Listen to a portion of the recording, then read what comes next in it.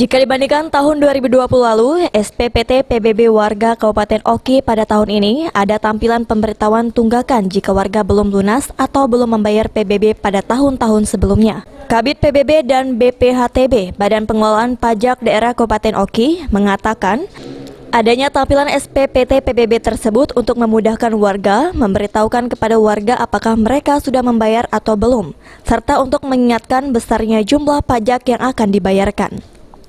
Selama ini masyarakat terkadang lupa atau lalai untuk mengetahui pajak bumi dan bangunan yang belum dibayarkan. Untuk itu tampilkan pada tahun ini guna memudahkan warga itu sendiri.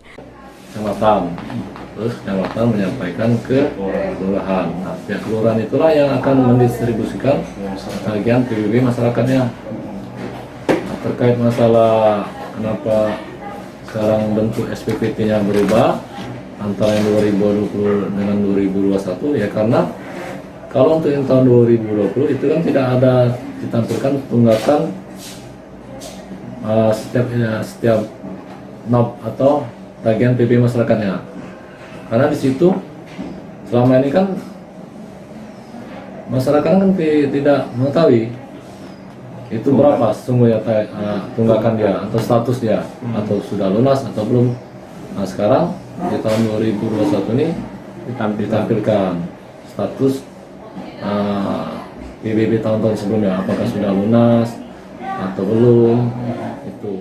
Untuk proses penagihan SPPT PBB telah diserahkan ke kecamatan, selanjutnya pihak kelurahan yang mendistribusikan ke masyarakat. Hingga Maret 2021, realisasi pajak bumi dan bangunan baru di Oki mencapai 1,21% dari target 15 miliar lebih.